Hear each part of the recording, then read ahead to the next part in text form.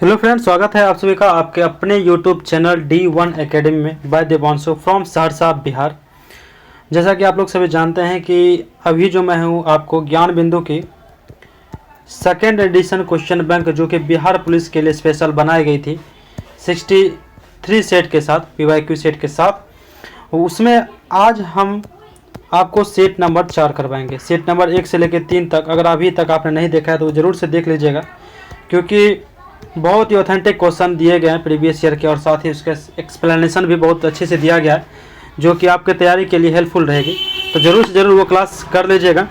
और आज हम सब सेट नंबर 4 देखेंगे और सारे के सारे ख़त्म करवाएंगे, ये मेरी जिम्मेदारी है। कुछ समय ज़रूर हम अब्सेंट रहे, बट आगे से ऐसा नहीं होगा, टेक्निकल इशू था चैनल में। तो चलिए क्वेश्चन नंबर 1 से शुरू करते हैं। सेट नंबर 4 पहला है कि यदि एक वजन तौलने वाली मशीन आपका भार 50 किलोग्राम दिखाती है तो आपका वास्तविक द्रव्यमान क्या होगा। वास्तविक द्रव्यमान क्या होगा यदि एक वजन तौलने वाली मशीन आपका भार कितना, तो 50 किलोग्राम दिखाती है। तो इसका ऑप्शन ये हो जाएगा 50 किलोग्राम से अधिक दिखाएगी। यदि एक वजन तौलने वाली मशीन आपका भार 50 kg दिखाती है तो आपका वास्तविक द्रव्यमान 50 kg से अधिक होगा, क्योंकि हमारा वास्तविक भार जो है ना, उत्पादन बल बराबर तुला का पाठ्यकांक होता है। द्रव्यमान, मास एवं भार के बीच अंतर निम्न है।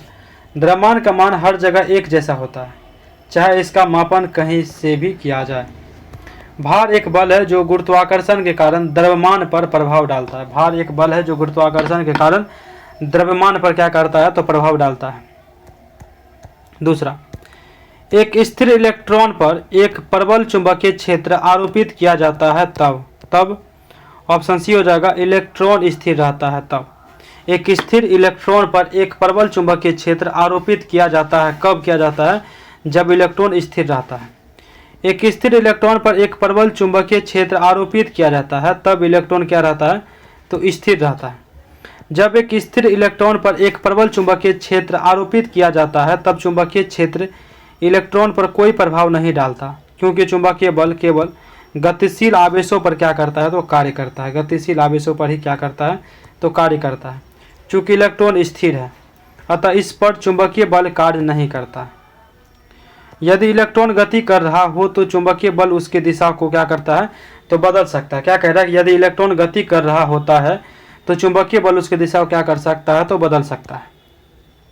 Question number 3। क्वेश्चन नंबर 3 का जो आंसर होगा ऑप्शन स्तंभ 1 और स्तंभ बी से मिलान करना है। पिच का हो जाएगा सी, पिच हर्ट्ज हो जाएगा, 2 का डी, यानी कि प्रबलता हो जाएगा डेसिबल।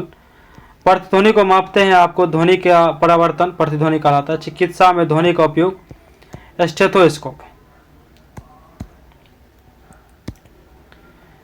पिच, अभी देखते हैं तारत्व क्या है, यानी पिच यानी कि तारत्व। ध्वनि का पिच उसकी आवृत्ति पर निर्भर करता है। ध्वनि का पिच किस पे करता है, तो उसकी आवृत्ति पर निर्भर करता है। जैसे जैसे ध्वनि स्रोत की आवृत्ति बढ़ती जाती है, जैसे जैसे क्या होती है, तो ये बढ़ती जाती है, वैसे उत्पन्न ध्वनि का तारत्व बढ़ता जाता है। पिच की आवृत्ति का ऐसा मात्रा क्या होता है, तो हर्ट्ज होता है। प्रबलता लाउडनेस, प्रबलता ध्वनि का वह गुण है जिसके आधार पर कोई ध्वनि कान को धीमा या तेज सुनाई पड़ती है। प्रबलता क्या है, यानी कि लाउडनेस। प्रबलता ध्वनि का वह गुण है जिसके आधार पर कोई ध्वनि कान को धीमा या तेज सुनाई पड़ती है। ध्वनि की प्रबलता डेसिबल में मापी जाती है। प्रतिध्वनि यानी इको की बात करें, ध्वनि के परावर्तन के कारण मूल ध्वनि के कुछ क्षण बाद सुनाई देने वाली उसकी प्रतिलिपि को क्या कहते हैं, तो प्रतिध्वनि कहते हैं।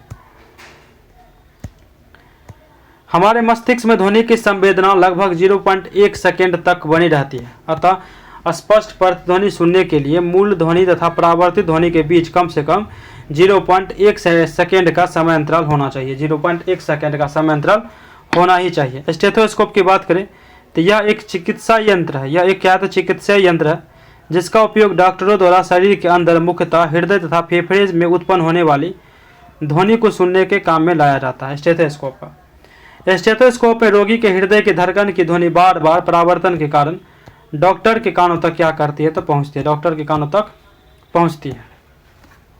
4 नंबर, भगवान बुद्ध की लेटी हुई सबसे बड़ी प्रतिमा बिहार में किस स्थान पर बनाई जा रही है। भगवान बुद्ध की लेटी हुई सबसे बड़ी प्रतिमा तो ये आपको बन गया है बोध गया में। भगवान बुद्ध की लेटी हुई सबसे बड़ी प्रतिमा बिहार के बोध गया में बनाई जा रही है। सैन्य मुद्रा की प्रतिमा बुद्ध इंटरनेशनल वेलफेयर मिशन द्वारा वियतनाम के दानदाताओं के सहयोग से बनाया जा रहा है। किसके? तो वियतनाम के। यह प्रतिमा 100 फीट लंबी है। बुद्ध की प्रथम मूर्ति संभवतः मथुरा कला में बनी थी, लेकिन सर्वाधिक बुद्ध मूर्तियों का निर्माण गांधार शैली में किया गया है।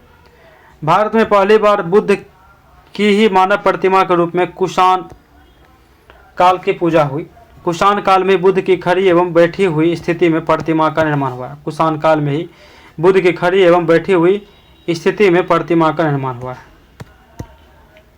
5 नंबर, बिहार राज्य मानव अधिकार आयोग की स्थापना किस वर्ष की गई? बिहार राज्य मानव अधिकार आयोग की स्थापना किस वर्ष की गई? ऑप्शन ए हो जाएगा 2000 में। बिहार राज्य में मानवाधिकार आयोग की स्थापना 3 जनवरी 2000 को की गई। इसका औपचारिक गठन 25 जून 2008 को किया गया। औपचारिक गठन कब किया गया? 25 जून 2008 को। इसका गठन मानवाधिकार संरक्षण अधिनियम 1993 के तहत की गई थी। 1993 के तहत की गई थी। मानवाधिकार आयोग मानवाधिकारों का रक्षक है। यह एक स्वशासी उच्च शक्ति प्राप्त संस्था है जिसे मानवाधिकार संरक्षण अधिनियम 1993 से अधिकार एवं शक्तियां प्राप्त है। 1993 से। वर्तमान समय में पटना उच्च न्यायालय के सेवानिवृत्त न्यायाधीश अनंत मनोहर बदर को बिहार मानवाधिकार आयोग का अध्यक्ष नियुक्त किया गया है। ठीक है। 6, भारतीय संविधान में मंत्रिमंडल शब्द का प्रयोग किस अनुच्छेद में हुआ? भारतीय संविधान में मंत्रिमंडल शब्द का प्रयोग किस अनुच्छेद में हुआ है? तो ऑप्शन ए हो जाएगा अनुच्छेद 352 के 3 में। भारतीय संविधान में मंत्रिमंडल शब्द का प्रयोग अनुच्छेद 352 के 3 में हुआ है। अनुच्छेद 352 का 3 कहता है कि इसमें उल्लेखित है कि अनुच्छेद 352 के 1 के तहत राष्ट्रपति आपातकाल को उद्घोषणा तब तक नहीं करेगा जब तक संघ के मंत्रिमंडल द्वारा इसे लिखित रूप से आपातकाल की उद्घोषणा करने के लिए ना कहा जाए। ठीक है। 350 का 1 कहता है कि प्राथमिक स्तर पर मातृभाषा में शिक्षा की सुविधाएं देने से संबंधित है। 350 का 1 प्राथमिक स्तर पर मातृभाषा में शिक्षा की सुविधाएं देने से संबंधित है।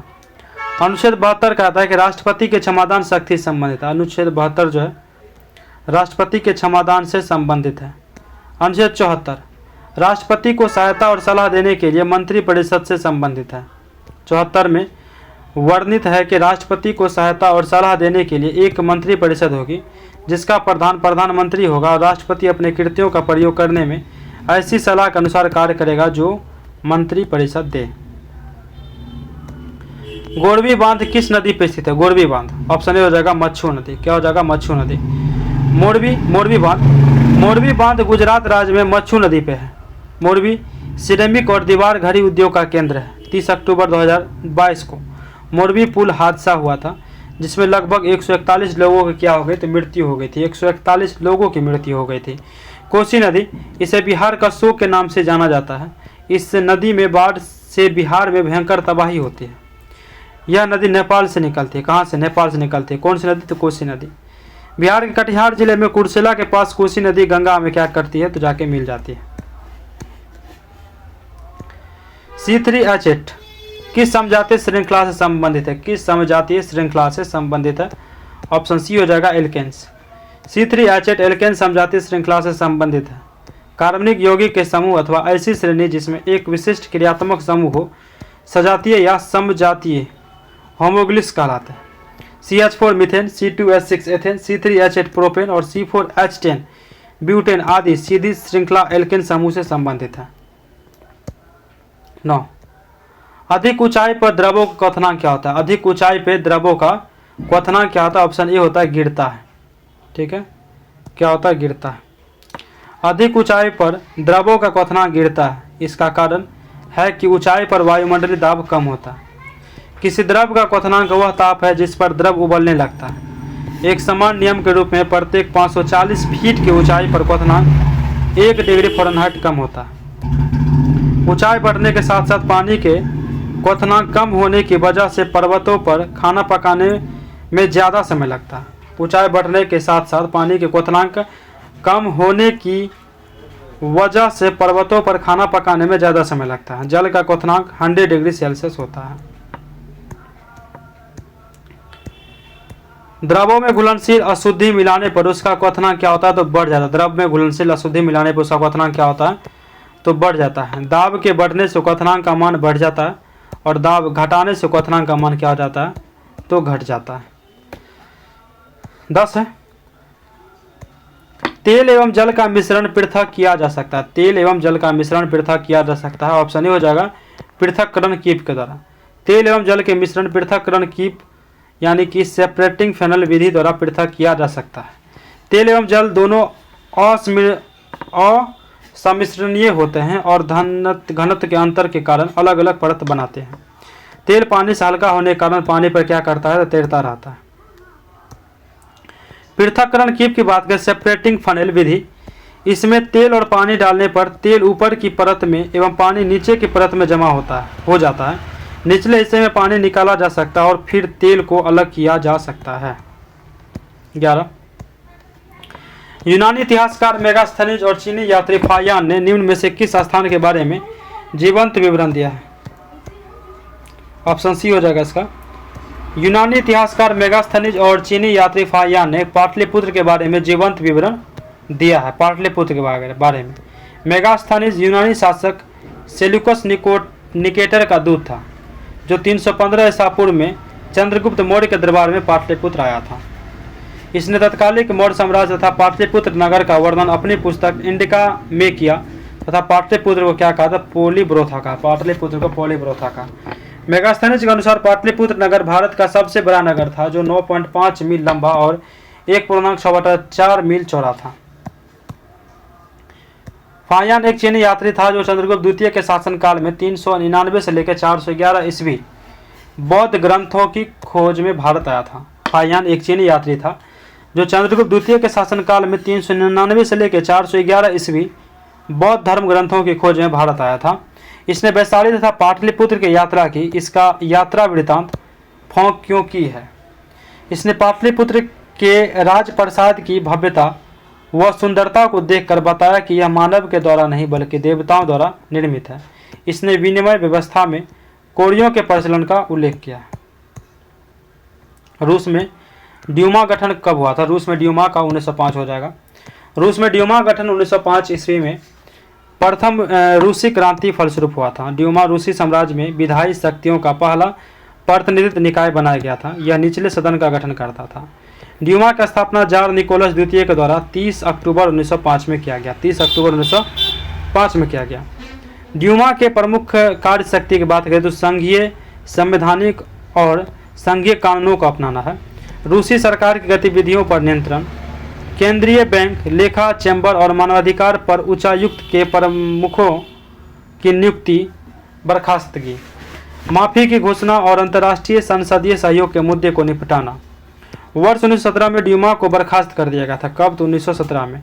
प्रथम विश्व युद्ध के साथ साथ वर्ष 1917 में रूसी क्रांति भी शुरू हो गई थी। जार द्वारा ड्यूमा के प्रमुख दलों से सलाह लेने से इनकार के कारण उसने रूसी जनता का समर्थन खो दिया, इसीलिए ड्यूमा को बर्खास्त कर दिया गया। बिहार में कुंवर सिंह ने अंग्रेजों से कब युद्ध किया जिसमें वह असफल रहे? 2 अगस्त 1857 बिहार में कुंवर सिंह ने अंग्रेजों से युद्ध किया जिसमें वह सफल रहे।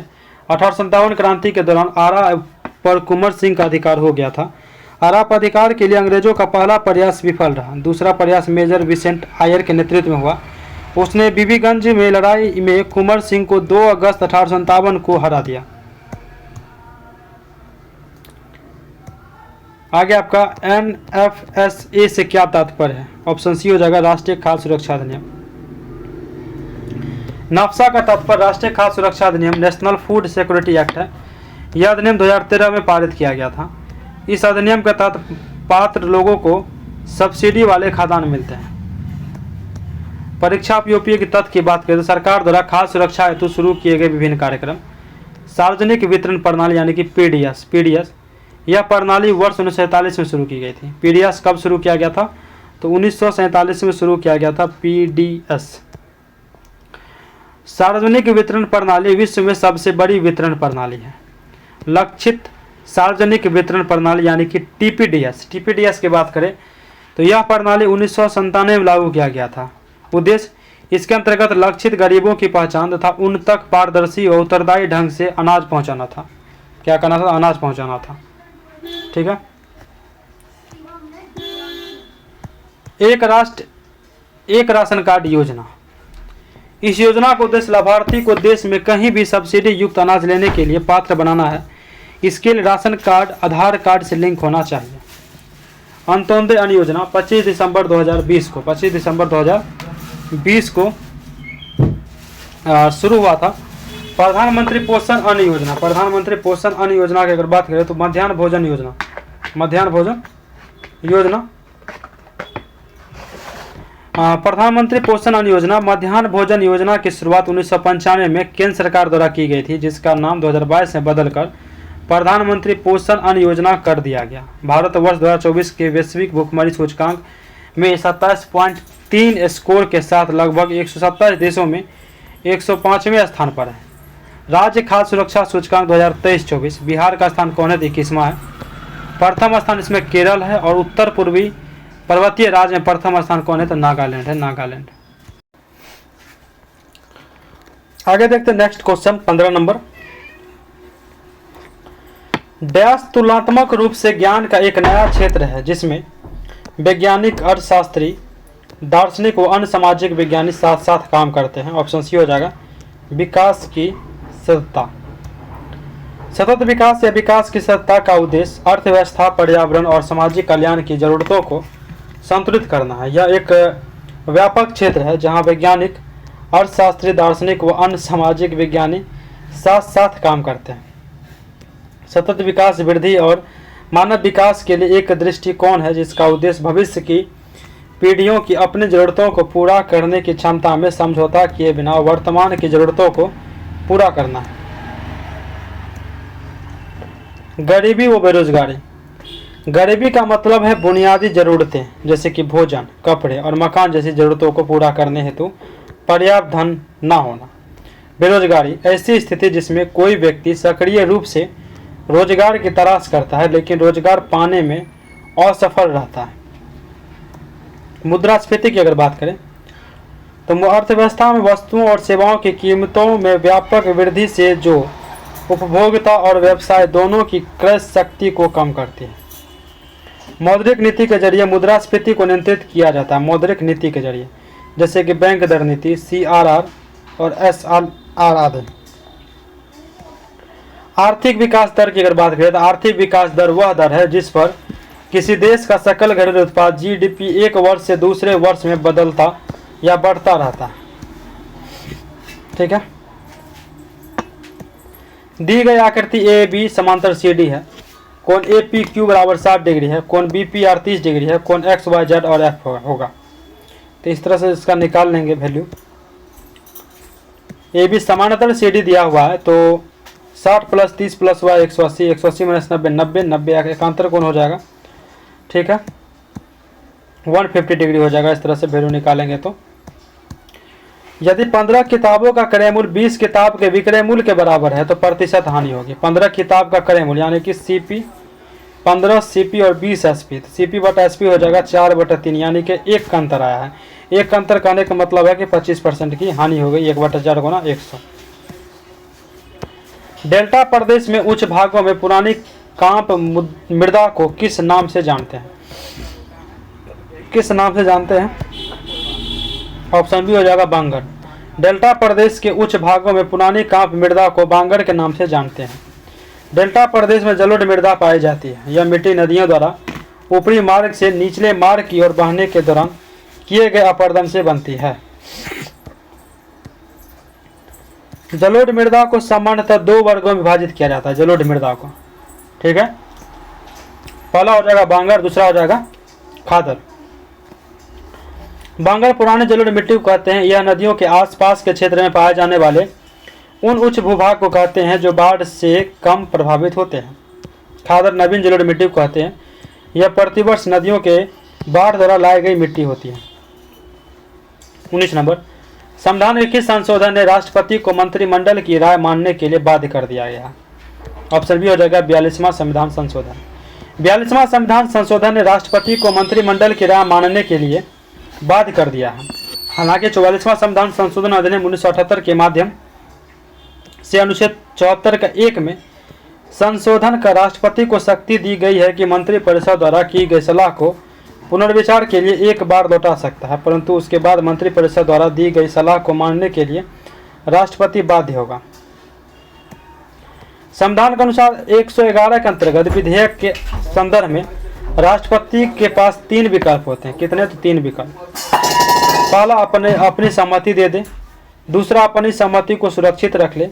तीसरा, विधेयक को पुनर्विचार के लिए संसद को वापस लौटा दे, या ऐसी स्थिति में यदि संसद विधेयक में संशोधन करके अथवा बिना संशोधन किए विधेयक राष्ट्रपति के पास भेजती है तो राष्ट्रपति को उस पर अपनी सहमति देने ही पड़ती है। 20वां, भारतीय संविधान के 8वें अनुसूची में कितनी भाषाएं हैं? कितनी भाषा? ऑप्शन बी हो जाएगा 22 भाषाएं। कितनी है? तो 22 भाषाएं हैं। भारतीय संविधान की 8वीं अनुसूची में 22 भाषाएं हैं। मूल रूप से 8वीं अनुसूची में 14 भाषाएं हैं। 21वां संविधान संशोधन अधिनियम 1967 के तहत सिंधी को 8वीं अनुसूची में जोड़ा गया। 21वां के तहत 71वां संविधान संशोधन अधिनियम 1992 ईस्वी के तहत कोंकणी, मणिपुरी, नेपाली यानी कि नमक को 8वीं अनुसूची में जोड़ा गया है। 92वां संविधान संशोधन अधिनियम 2003 के तहत मैथिली, संथाली, डोगरी एवं बोडो को 8वीं अनुसूची में जोड़ा गया है। अप्रैल 2024 में वाराणसी उत्तर प्रदेश की कौन सी मिठाई को जीआई टैग मिला है? तो ऑप्शन ए हो जाएगा तिरंगा बर्फी को। 16 अप्रैल 2024 को भारत की आज़ादी से जुड़ी वाराणसी की तिरंगा बर्फी को जीआई टैग मिला है। भारत में जीआई टैग को वस्तुओं के भौगोलिक संकेत अधिनियम 1999 द्वारा विनियमित किया जाता है। ठीक है। अप्रैल 2024 में तिरंगा बर्फी के साथ साथ वाराणसी में एक अन्य उत्पाद ढलवा मेटल क्राफ्ट को भी जीआई टैग दिया गया है। 75वें जीआई उत्पाद के साथ साथ उत्तर प्रदेश का स्थान प्रथम है, जबकि तमिलनाडु 58 जीआई उत्पाद के साथ दूसरे स्थान पर है। जीआई टैग पाने वाला पहला भारतीय उत्पाद दार्जिलिंग चाय 2004 है। निम्न से किन 2 देशों के मध्य संयुक्त सैन्य अभ्यास शक्ति 17 2024 का आयोजन उमरोई मेघालय में किया गया? ऑप्शन सी हो जाएगा भारत एवं फ्रांस। शक्ति 7 2024 सैन्य अभ्यास का आयोजन भारत फ्रांस के सेनाओं के बीच मेघालय के उमरोई में 13 से लेकर 26 मई 2024 तक आयोजित किया गया। यह 7वां संस्करण था। युद्धाभ्यास शक्ति एक द्विवार्षिक परीक्षण कार्यक्रम है जिसका पिछला संस्करण नवंबर 2021 में फ्रांस में आयोजित किया गया था। भारत और फ्रांस के बीच 3 तरह के सेनाभ्यास होता है: शक्ति, वरुण, गरुड़। भारत और फ्रांस के बीच में शक्ति की बात करें तो यह भारत और फ्रांस के बीच होने वाला संयुक्त सेनाभ्यास है। वरुण यह भारत फ्रांस के बीच होने वाला नौसैनिक अभ्यास है। यह वर्ष 1993 से आयोजित हो रहा है। गरुड़ यह भारत और फ्रांस की वायु सेनाओं के बीच होने वाला संयुक्त अभ्यास है। गरुड़ भारत और फ्रांस के बीच में। 23 बिहार के संदर्भ में मिशन दक्ष निम्नलिखित में से किस क्षेत्र से संबंधित है? मिशन दक्ष बिहार के संदर्भ में मिशन दक्ष निम्नलिखित में से किस क्षेत्र से संबंधित है? ऑप्शन सी हो जाएगा शिक्षा से। शिक्षा बिहार के संदर्भ में मिशन दक्ष शिक्षा क्षेत्र से संबंधित है। मिशन दक्ष बिहार सरकार द्वारा सरकारी स्कूलों में छात्रों के शैक्षणिक प्रदर्शन को बेहतर बनाने के लिए शुरू किया गया एक कार्यक्रम है। कार्यक्रम का लक्ष्य शैक्षणिक रूप से संघर्ष कर रहे छात्रों को विशेष कक्षाएं प्रदान करके स्कूल छोड़ने की दर को कम करना है। यह कार्यक्रम 1 दिसंबर 2023 को शुरू किया गया। यह कार्यक्रम में कक्षा 3 से लेकर 8 तक के लगभग 25 लाख विद्यार्थी को शामिल करना है। यह कार्यक्रम का उद्देश्य प्रति शिक्षक छात्रों की संख्या 5 तक सीमित करके छात्रों पर व्यक्तिगत ध्यान देना है। यदि पर्याप्त शिक्षक नहीं है तो मदद के लिए हाई स्कूलों के शिक्षकों को बुलाया जा सकता है। कार्यक्रम में दोपहर के भोजन के बाद हिंदी, गणित और अंग्रेजी के विशेष कक्षाएं शामिल हैं। राज्य भर में 60,000 से अधिक स्कूलों में कक्षाएं अपराह्न 3:30 से लेकर 4:15 बजे के बीच आयोजित की जाती हैं। जिला मजिस्ट्रेट के नेतृत्व में जिला वर निगरानी समितियां कार्यक्रम के कार्यान्वयन की निगरानी करेगी। Read the sentence carefully and select from the option given below what type of part speed the underlined word belongs to. I hurted myself. Option C हो जाएगा रिफ्लेक्सिव प्रोनाउन है। ये कैसे रिफ्लेक्सिव प्रोनाउन है? I hurt myself reflexive pronoun का एक उदाहरण है। रिफ्लेक्सिव और इम्फेसिस प्रोनाउन दोनों रूप में एक समान होते हैं, किंतु प्रयोग के आधार पर इनमें अंतर निर्धारित किया जा सकता है। जब सब्जेक्ट के तुरंत बाद सेल्फ या सेल्फ्स लगा प्रोनाउन प्रयोग होता है तब इम्फेसिस प्रोनाउन होता है, किंतु जब यह वर्ब के बाद प्रयोग होता है तब यह रिफ्लेक्सिव प्रोनाउन होता है। हम्मुराबी की विधि संहिता किस सभ्यता की देन है? 25 नंबर है, हम्मुराबी की विधि संहिता किस सभ्यता की देन है? तो ऑप्शन सी हो जाएगा बेबीलोनिया। हम्मुराबी की विधि संहिता बेबीलोनिया की सभ्यता की देन है। हम्मुराबी संहिता 282 कानूनों का एक समूह था जिसे बेबीलोन के राजा हम्मुराबी ने पत्थर पर खुदवाया था। हम्मुराबी की संहिता प्रतिशोधात्मक न्याय के कानून का उदाहरण है जिसे लेक्स टेरियोनिसिस के नाम से जाना जाता है।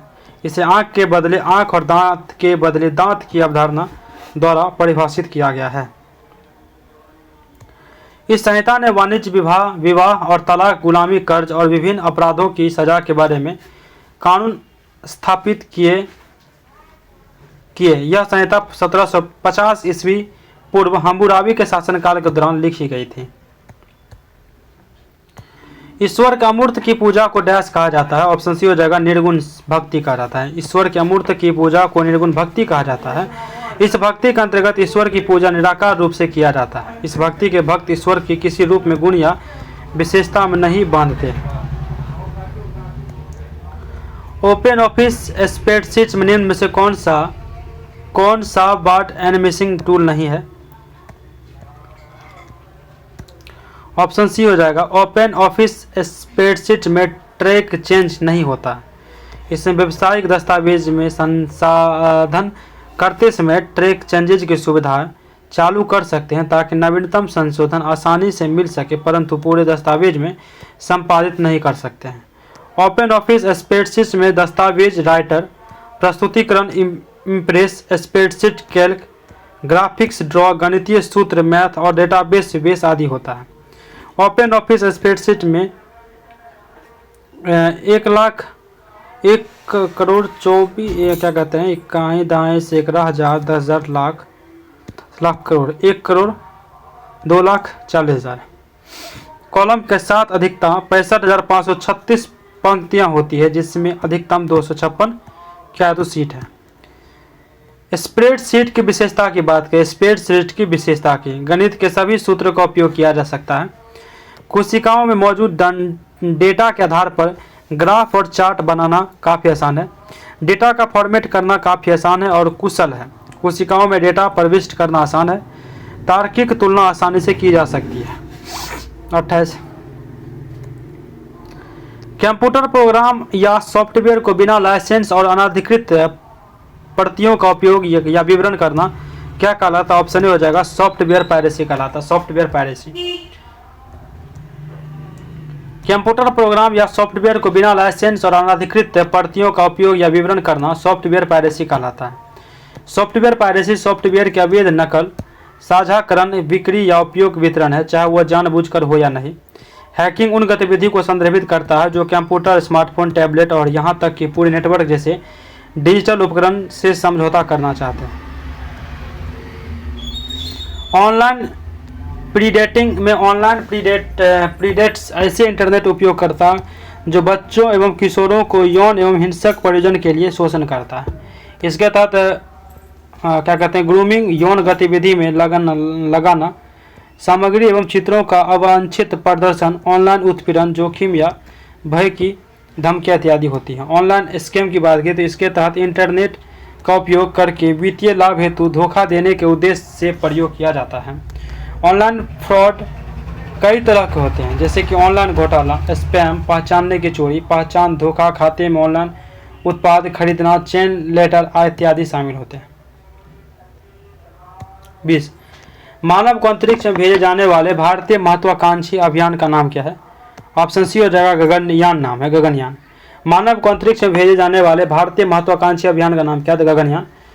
गगनयान मिशन भारत का पहला मानव अंतरिक्ष उड़ान मिशन है। इस मिशन का लक्ष्य अंतरिक्ष यात्रियों के एक दल को 3 दिवसीय मिशन के लिए पृथ्वी के चारों ओर 400 किलोमीटर की कक्षा में भेजने और उनमें सुरक्षित वापस लाना है।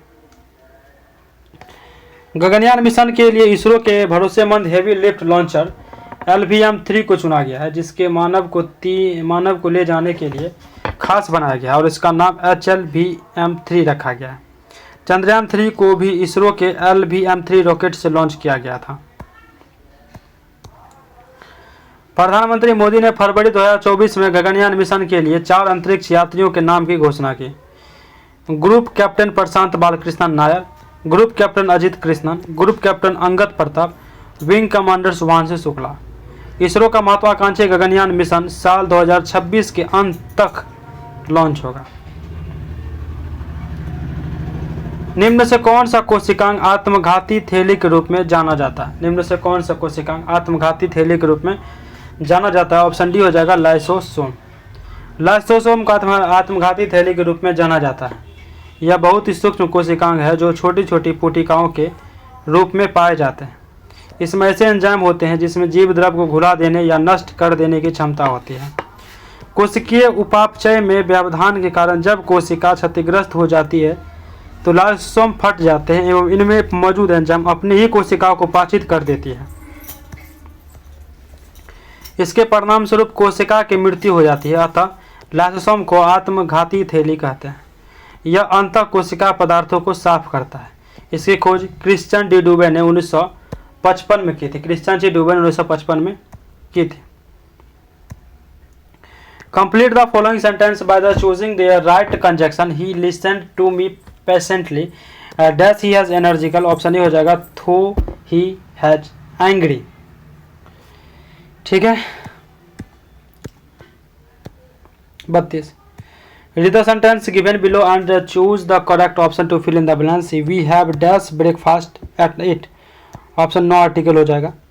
वी हैव ब्रेकफास्ट एट 8, इसमें कोई आर्टिकल का प्रयोग नहीं होगा क्योंकि ब्रेकफास्ट में जब तक किसी खास का बोध ना हो तब तक कोई आर्टिकल का प्रयोग नहीं होना चाहिए।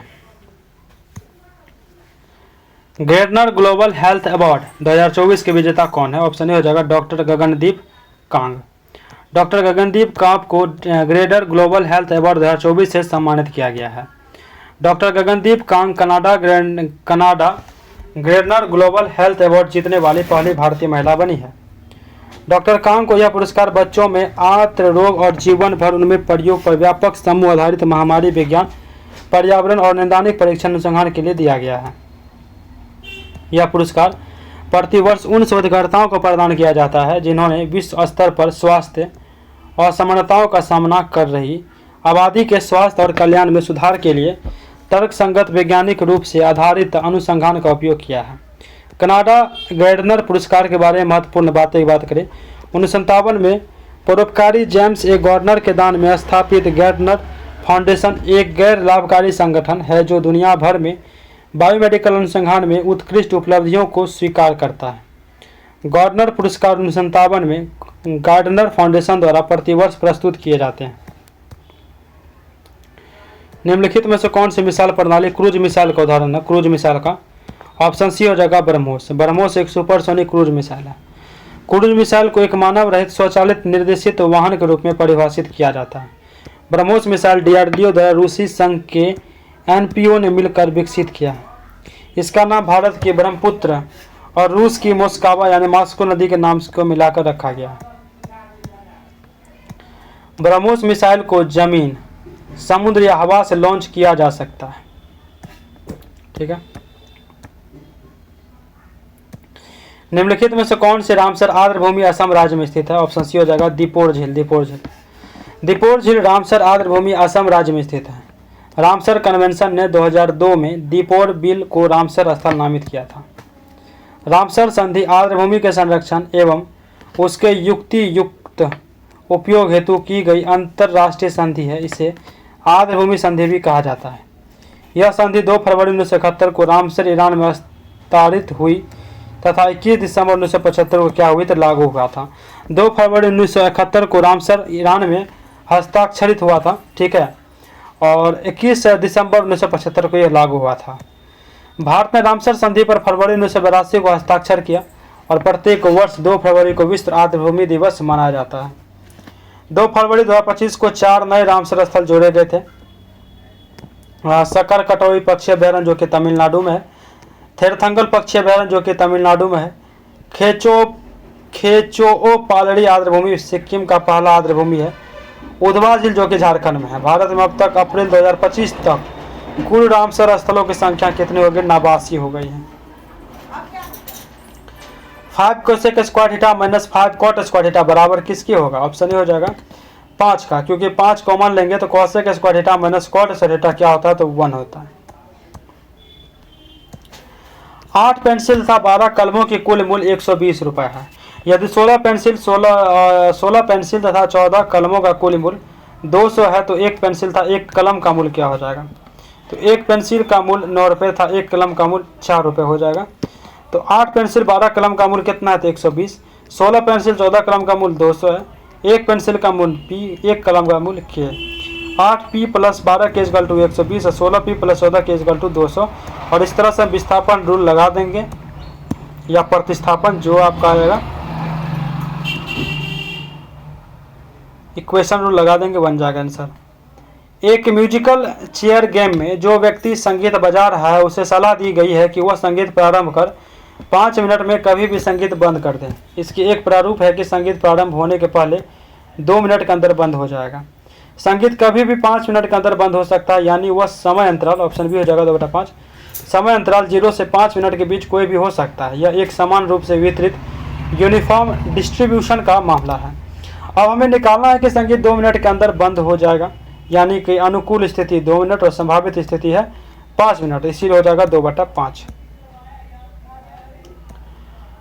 बेलाडेला प्रसिद्ध है। बेलाडेला प्रसिद्ध है लॉ एक्स के लिए। किसके लिए? तो लॉ एक्स के लिए बेलाडेला क्या है?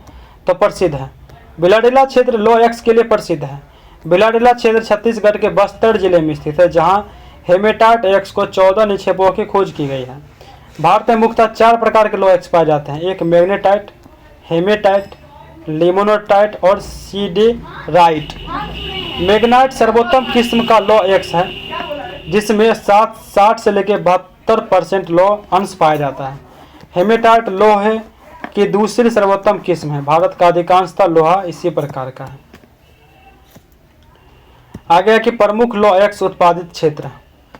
ओडिशा गुरु महिषासनी बादाम पहाड़। ओडिशा कौन कौन है? तो गुरु महिषानी बादाम पहाड़ है। छत्तीसगढ़ में दल्ली राजहरा, बेलाडिला, दंतेवाड़ा, बस्तर, बिलासपुर। झारखंड में नोआमुंडी, पलामू, सिंदूरपुर।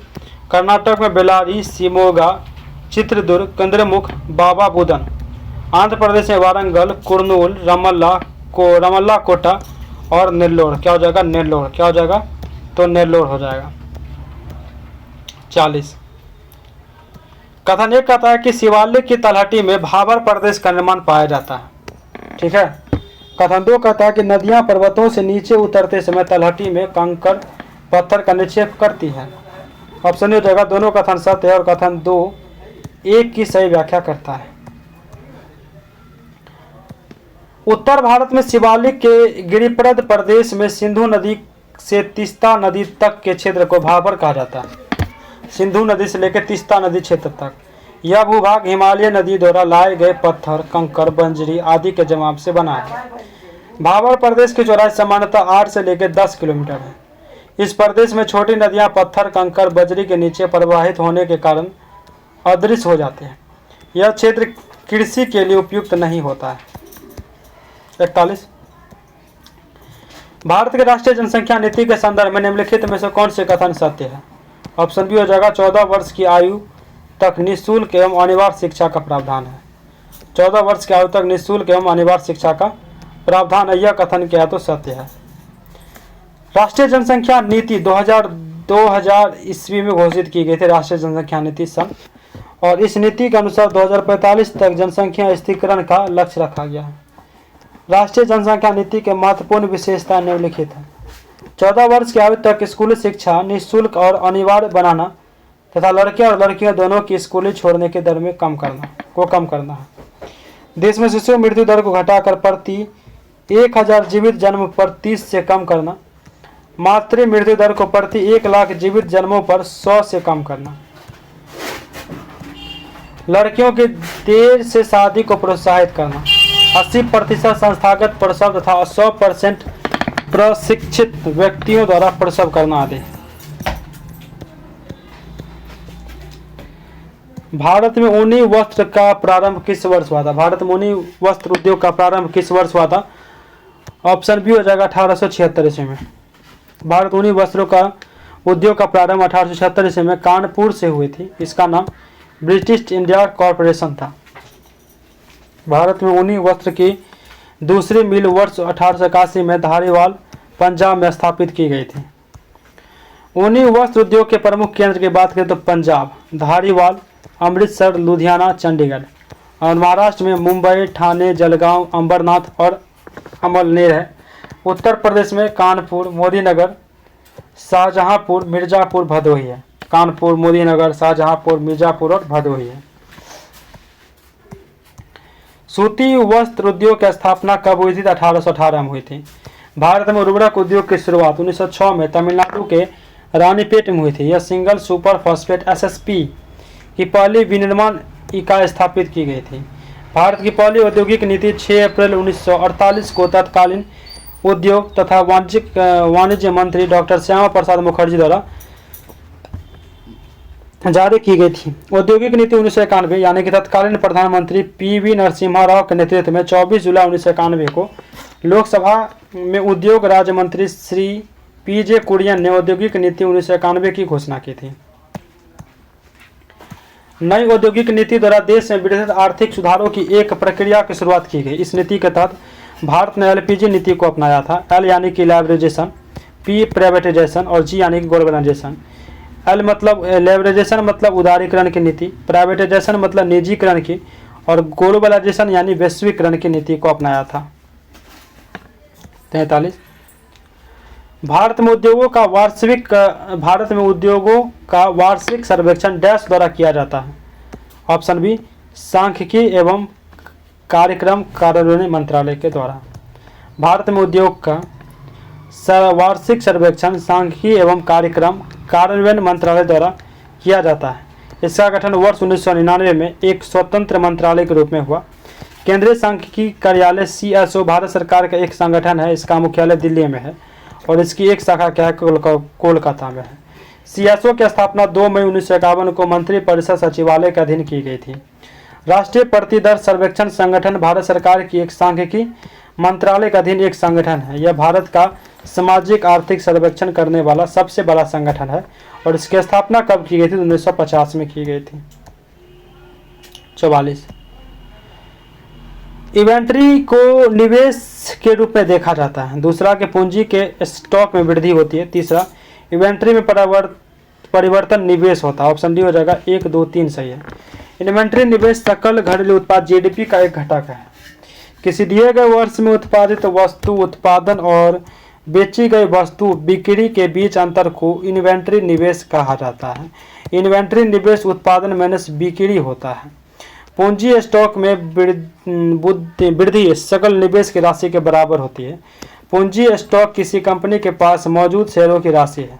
यदि प्रति इकाई समय उत्पादन प्रति इकाई समय बिक्री से अधिक है तो प्रति इकाई समय इन्वेंट्री का स्टॉक शुरुआत की तुलना में अधिक होगा। इन्वेंट्री में बदलाव एक को निवेश के रूप में माना जाता है। इन्वेंट्री को बदलाव को एक निवेश के रूप में माना जाता है क्योंकि यह उस राशि का प्रतिनिधित्व करता है जिसे फर्म ने अपने इन्वेंट्री में बांधा है। जनवरी 2015 में भारत में राष्ट्रीय आय का सर्वाधिक चर्चित माप डैश है। ऑप्शन ए हो जाएगा बाजार कीमतों पर सकल जोड़ा गया मूल्य। बाजार कीमतों पर सकल जोड़ा गया मूल्य हो जाएगा। जनवरी 2015 में भारत में राष्ट्रीय आय का सर्वाधिक चर्चित माप बाजार कीमत पर सकल मूल्य वर्धन ग्रॉस वैल्यू एडेड है। वित्तीय वर्ष 2015-16 में सकल मूल्य वर्धन GVA की अवधारणा को शुरू किया गया है। सकल मूल्य वर्धन ग्रॉस वैल्यू एडेड किसी देश की अर्थव्यवस्था में सभी क्षेत्र के प्राथमिक क्षेत्र, द्वितीयक क्षेत्र और तृतीयक क्षेत्र द्वारा किया गया कुल अंतिम वस्तुओं और सेवाओं के उत्पादन का क्या है? तो मौद्रिक मूल्य होता है। ठीक है। बाजार कीमत पर सकल घरेलू वृद्धि यानी कि GVAMP बराबर प्राथमिक क्षेत्र में सभी उत्पादक इकाइयों एवं उद्यमियों द्वारा की गई सकल मूल्य वृद्धि प्लस द्वितीय क्षेत्र में सभी उत्पादक इकाइयों एवं उद्यमियों द्वारा की गई सकल मूल्य वृद्धि, यानी कि तृतीय क्षेत्र में सभी उत्पादक इकाइयों एवं उद्यमियों द्वारा की गई सकल मूल्य वृद्धि होती है। बाजार कीमत पर शुद्ध घरेलू उत्पाद यानी कि NDP बराबर होता है बाजार कीमत पर सकल मूल्य वृद्धि माइनस मूल्य ह्रास। निम्नलिखित में से पुल्लिंग शब्द कौन सा है? ऑप्शन डी हो जाएगा दही। ये क्या था? पुल्लिंग शब्द है। इसी ई की मात्रा वाले शब्द अक्सर स्त्रीलिंग ही होते हैं, परंतु इसका अपवाद घी, मोती, दही, पानी इत्यादि ये सभी पुल्लिंग है। जिन शब्दों में पुल्लिंग जाति का बोध होता है उन्हें पुल्लिंग शब्द कहते हैं, जैसे कि पिता, भाई, लड़का, पेड़, सिंह, शिव, हनुमान, बेल इत्यादि ये सभी क्या है? तो पुल्लिंग है। ठीक है। निम्नलिखित में से पुल्लिंग शब्द कौन सा है?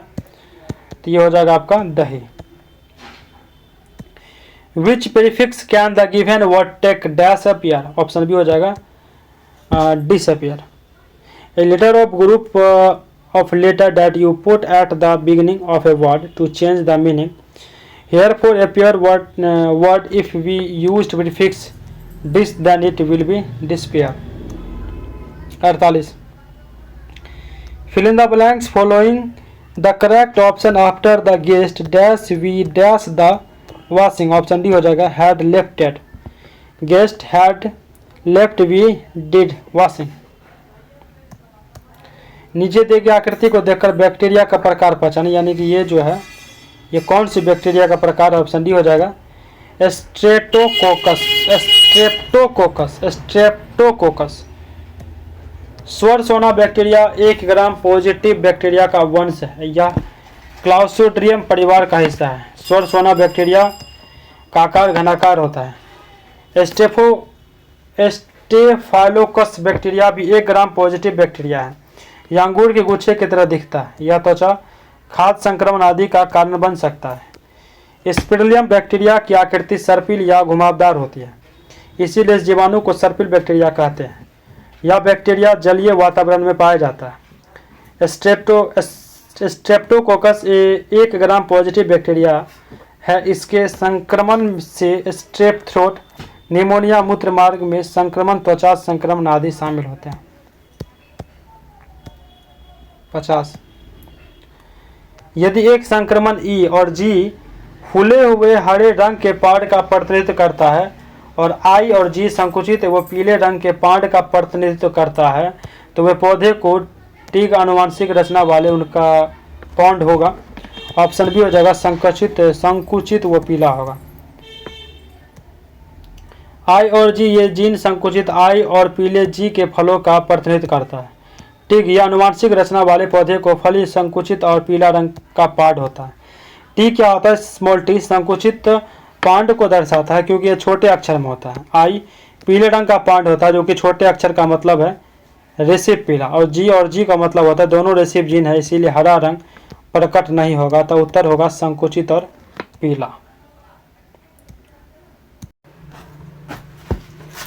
आगे देखते हैं आपका 51 नंबर की निम्न में से कौन सी धातु वजन में सबसे हल्की होती है?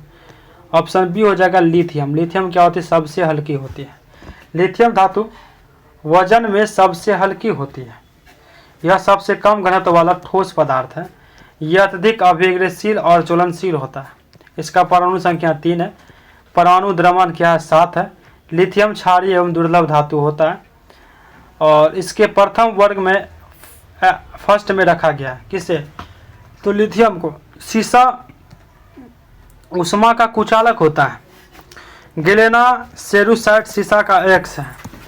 पारा एकमात्र धातु है जो साधारण ताप पर तरल अवस्था में रहता है। पारा जो है एकमात्र धातु है जो साधारण ताप पर जो है ना वो तरल अवस्था में रहता है। चांदी विद्युत का सबसे अच्छा चालक है। चांदी विद्युत का सबसे क्या है? तो अच्छा चालक है।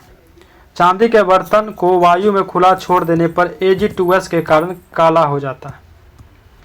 मीराबाई किस काल की कवित्री थी? मीराबाई ऑप्शन बी हो जाएगा भक्ति काल के। किस काल की हो जाएगा? तो भक्ति काल के। मीराबाई किस काल की हो जाएगा? तो भक्ति काल के। मीराबाई भक्ति काल की कवित्री थी। मीराबाई राजस्थान के राजा घराने में क्या की जन्मी थी? ये 16वीं सदी कृष्ण भक्त और कवित्री थी। संत रविदास मीराबाई के गुरु थे। संत रविदास क्या थे? मीराबाई के ये गुरु थे। हिंदी साहित्य के इतिहास को 4 युग काल में विभाजित किया गया है। आदि काल यानी कि वीर गाथा काल जिसे कहते हैं, प्रमुख कवि चंद्रबदाई जगनिक थे। और इसके बाद हो जाएगा भक्ति काल जो कि प्रमुख कवि, ठीक है, भक्ति काल प्रमुख कवि कवित्री तुलसीदास, सूरदास, मीराबाई, कबीरदास, रैदास तथा मलिक मोहम्मद जैसी, ये भक्ति काल के हो जाएंगे। आदि काल के हो जाएंगे प्रमुख कवि चंद्रबदाई जगनिक। रीतिकाल प्रमुख कवि कवित्री बिहारी केशवदास घनानंद। आधुनिक काल के हो जाएंगे आपको प्रमुख कवि यानी कवित्री की बात करें तो भारतेंदु हरिश्चंद्र। कौन से काल के थे? तो आधुनिक काल के थे, ठीक है। उसके बाद महावीर प्रसाद द्विवेदी, महावीर प्रसाद द्विवेदी, महावीर प्रसाद द्विवेदी। और मैथिली शरण गुप्त, मैथिली शरण गुप्त, मैथिली शरण गुप्त, महादेवी वर्मा आदि, महादेवी वर्मा आदि हो जाएगा, ठीक है। आगे देखते हैं। आगे आपका हो जाएगा 1929 में आचार्य रामचंद्र शुक्ल ने हिंदी साहित्य का इतिहास ग्रंथ लिखा है। 1929 में, 1929 में हो जाएगा। 1929 में रामचंद्र शुक्ल ने हिंदी साहित्य का इतिहास ग्रंथ लिखा था। किसने? तो रामचंद्र शुक्ल ने, ठीक है। आगे देखते हैं। श्वेत क्रांति निम्नलिखित में से किसके अधिक उत्पादन से संबंधित है? ऑप्शन सी हो जाएगा दूध। श्वेत क्रांति ऑपरेशन फ्लड दूध के अधिक उत्पादन से संबंधित है। इसकी शुरुआत 1970 में डॉक्टर वर्गीज कुरियन के द्वारा किया गया था। हरित क्रांति की बात करें तो खाद्यान्न उत्पादन, पीली क्रांति तिलहन उत्पादन, भूरी क्रांति उर्वरक उत्पादन, बादामी क्रांति मसाला उत्पादन, सुनहरी क्रांति फल उत्पादन शहद बागवानी, और स्वर्ण क्रांति हो जाएगा बागवानी। Choose the correct option the fill in the blanks. He had I dash playing yesterday. Option ये हो जाएगा आई वेयर प्लेइंग यस्टरडे। जब दो सिंगुलर सब्जेक्ट को एंड से जोड़ दिया जाए तो वर्ब हमेशा प्लूरल प्रयोग करेगा, ठीक है, प्रयोग करना चाहिए। इस प्रकार सही विकल्प क्या हो जाएगा? वेयर हो जाएगा। किसी सकारात्मक वाक्य में प्रोनाउन का क्रम निम्न प्रकार होनी चाहिए। 231 सेकेंड पर्सन यानी कि third person first person, 31 third person first person, 21 second person first person. Bihar कितने स्थल को विश्व विरासत स्थल की सूची में शामिल किया गया है? बिहार के कितने स्थलों को विश्व विरासत स्थल की सूची में शामिल किया गया है? बिहार के तो 2 हो जाएंगे, ठीक है। महाबोधि मंदिर कॉम्प्लेक्स बोध गया को 2002 में यूनेस्को विश्व विरासत स्थल की सूची में शामिल किया गया। नालंदा महाविहार का पुरातात्विक स्थल, नालंदा को 2016 में यूनेस्को विश्व विरासत स्थल की सूची में शामिल किया गया। आगे आपका कि वर्ष 2010 में संसद द्वारा पारित नालंदा विश्वविद्यालय अधिनियम के द्वारा राजगीर में नालंदा विश्वविद्यालय की पुनर्स्थापना का कार्य किया गया, जहां 2014 से शैक्षणिक सत्र प्रारंभ हो गया है, ठीक है। बिहार प्रांतीय कांग्रेस कमेटी का स्थापना कब की गई थी? ऑप्शन सी हो जाएगा 1908 में। सोनपुर मेला के अवसर पर नवाब सरफराज हुसैन खां की अध्यक्षता में 1908 ईस्वी में एक महत्वपूर्ण सभा हुई। इस सभा में बिहार प्रांतीय कांग्रेस कमेटी का गठन किया गया तथा इसका मुख्यालय पटना में क्या किया गया? तो स्थापित किया गया। बिहार प्रांतीय कांग्रेस कमेटी के प्रथम अध्यक्ष सैयद हसन इमाम तथा उपाध्यक्ष मजहरुल हक नवाब सरफराज हुसैन राय, परमेश्वर नारायण मेहता, बहादुर बाबू कृष्ण सहाय थे। बिहार प्रांतीय सम्मेलन का पहला अधिवेशन पटना में सर अली इमाम की अध्यक्षता में 1908 के आरंभिक दिनों में संपन्न हुआ। बाबू दीप नारायण सिंह के प्रयत्नों से बिहार प्रांतीय सम्मेलन का दूसरा अधिवेशन भागलपुर में सच्चिदानंद सिन्हा की अध्यक्षता में अप्रैल 1909 में संपन्न हुआ था। निम्नलिखित में से किस स्तूप में अजातशत्रु द्वारा बुद्ध की पूजा करने के साक्ष्य मिलते हैं? ऑप्शन बी हो जाएगा भरूत स्तूप। भरूत बौद्ध स्थल मध्य प्रदेश के सतना जिले में अवस्थित है। भरूत स्तूप की खोज सन 1873 ईस्वी में अलेक्जेंडर कनिंघम महोदय ने किया था। भरूत स्तूप में मौर्योत्तर युगीन का कला स्पष्ट रूप से दृष्टिगोचर होता है। यह स्तूप में स्तंभों पर मगध का राजा अजातशत्रु द्वारा कौशल का राजा प्रसेनजित को बुद्ध की पूजा करते हुए दिखाया गया है। पीटर मुंडी के अनुसार मुगल काल में सर्वश्रेष्ठ गवर्नर के रूप में बिहार का नेतृत्व किसने किया? बिहार का नेतृत्व किसने किया? ऑप्शन ए हो जाएगा मिर्जा सेफी, मिर्जा सेफी। पीटर मुंडी जो वर्ष 1632 ईस्वी में पटना आए थे के अनुसार मिर्जा सैफी बिहार के सर्वश्रेष्ठ मुगल गवर्नर थे। बिहार के सर्वश्रेष्ठ मुगल गवर्नर थे। शाहजहां के सिंहासन पर बैठने के बाद खान ए आलम को बिहार का गवर्नर नियुक्त किया गया। बिहार का गवर्नर नियुक्त किया गया था। वह एक अकुशल गवर्नर था और 1 वर्ष के भीतर ही उसे पद से हटा दिया गया था। मिर्जा सैफी ने खान ए आलम का स्थान लिया था। बिहार में कुल कितने जल विद्युत परियोजनाएं चालू है? ऑप्शन डी हो जाएगा 13। बिहार में कुल 13 जल विद्युत परियोजनाएं चालू है जिनकी कुल उत्पादन क्षमता 54.3 मेगावाट है। वर्तमान में 11 जल विद्युत परियोजनाएं प्रक्रियाधीन है जिनकी उत्पादन क्षमता 9.3 मेगावाट है। जल विद्युत परियोजना जिला उत्पादन मेगावाट में कोसी जल विद्युत परियोजना जिला कहाँ है? सुपौल में है, 19.2 मेगावाट। पूर्वी गंडक नहर पश्चिमी चंपारण में 15 मेगावाट। सोन पश्चिमी नहर जो कि रोहतास में 6.6 मेगावाट। सोन पूर्वी नहर जो कि औरंगाबाद में है 3.3 मेगावाट। त्रिवेणी नहर जो कि पश्चिमी चंपारण में है 3 मेगावाट। डेलाबाग लघु जल विद्युत जो कि रोहतास में है 1 मेगावाट। नासिरगंज लघु जल विद्युत रोहतास में है 1 मेगावाट। जय नगराज लघु जल विद्युत रोहतास में है 1 मेगावाट। सेवाड़ी लघु जल विद्युत रोहतास में है 1 मेगावाट। अगनूर लघु जल विद्युत अरवल में है 1 मेगावाट। बेलसार लघु जल विद्युत जो कि अरवल में है 1 मेगावाट। सिरखिंडा लघु जल विद्युत रोहतास में है 0.7 मेगावाट। अरवल लघु जल विद्युत अरवल में है 0.5 मेगावाट। कुल क्षमता 54.3 मेगावाट। संपत्ति का अधिकार अब एक क्या है? संपत्ति का अधिकार एक कानूनी अधिकार है। संपत्ति का अधिकार अब एक कानूनी अधिकार है। 44वें संविधान संशोधन 1978 द्वारा इसे कानूनी अधिकार के अंतर्गत रखा गया है। इसे 12 के अनुच्छेद भाग 12 के अनुच्छेद 300 क में विधिक कानूनी अधिकार के अंतर्गत रखा गया। मौलिक अधिकार का वर्णन भाग 3 अनुच्छेद 12 से 35 में है। समता या समानता का अधिकार अनुच्छेद 14 से 18 के बीच में है। स्वतंत्रता का अधिकार 19 से 22 में। शोषण के विरुद्ध अधिकार 23 से 24। धार्मिक स्वतंत्रता का अधिकार 25 से 28। संस्कृति और शिक्षा संबंधित अधिकार 29 से 30 और संवैधानिक उपचारों का अधिकार 32। मूल संविधान में 7 मौलिक अधिकार थे, वर्तमान में 6 मौलिक अधिकार हैं।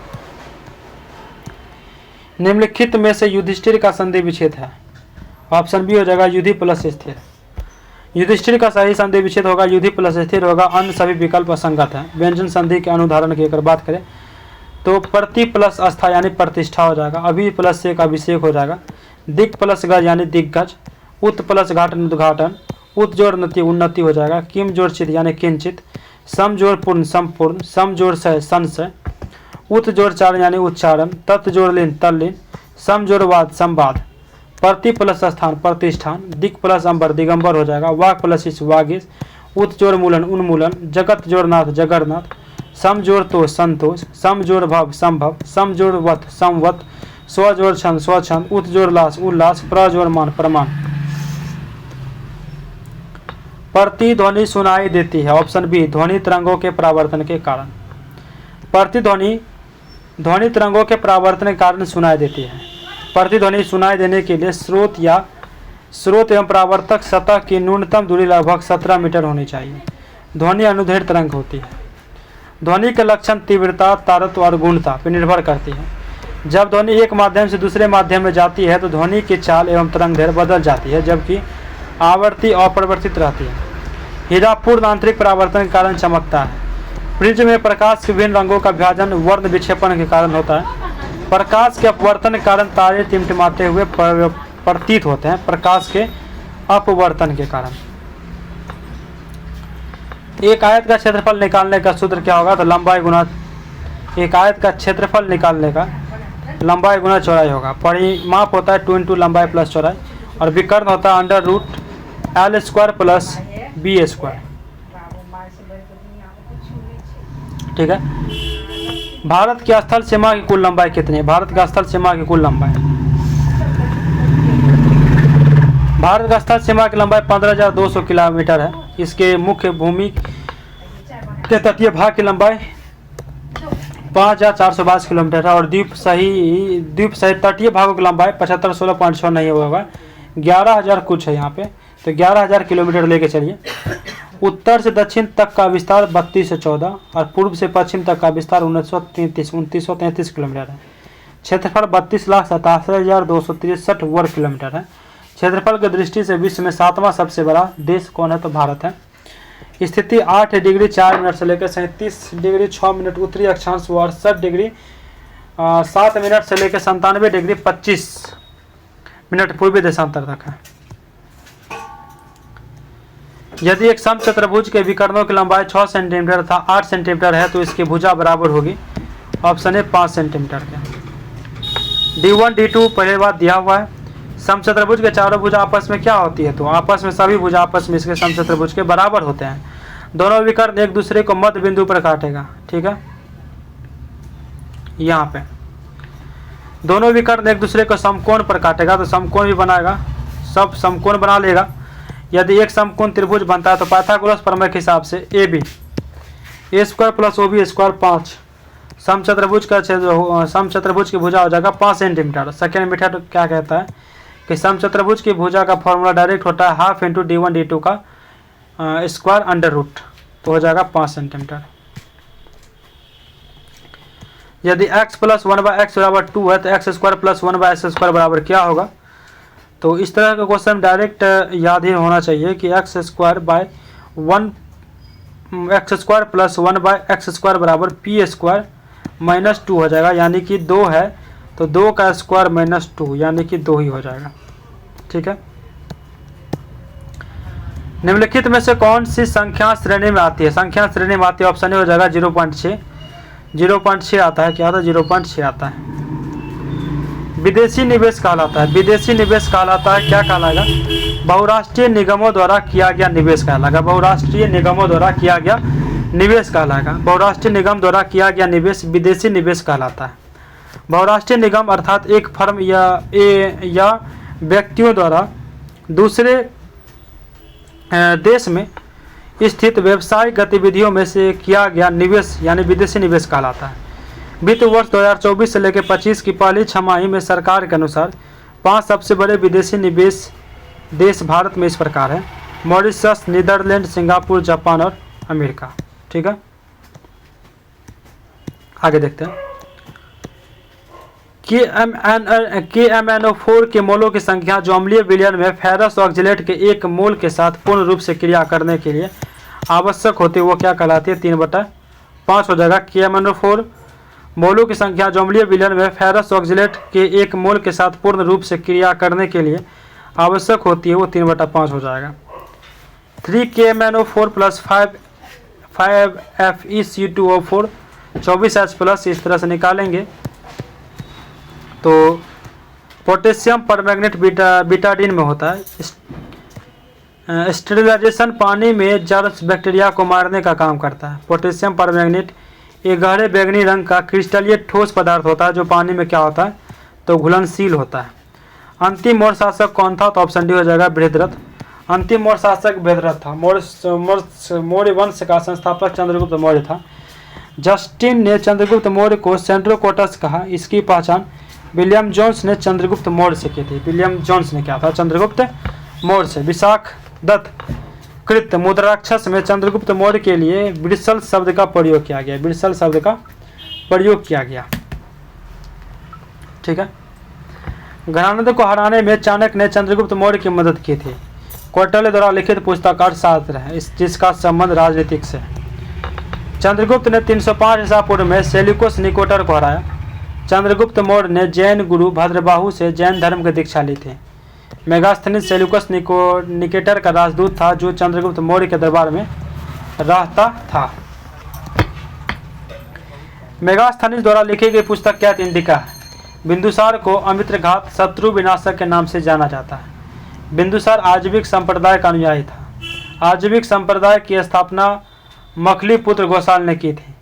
वायुपुराण में बिंदुसार को भद्रसार कहा गया। वायुपुराण में बिंदुसार को क्या कहा गया? तो भद्रसार कहा गया है। बिंदुसार के दरबार में डायमेकिस नामक राजदूत आया था। किसके दरबार में? तो बिंदुसार के दरबार में। अशोक के माता का नाम सुभद्रांगी था। अशोक के माता का नाम सुभद्रांगी था। दिव्यवादान के अनुसार मास्की, गुर्जरा, नेतुर तथा उड़ेगोलम लेखों में अशोक का नाम अशोक ही मिलता है।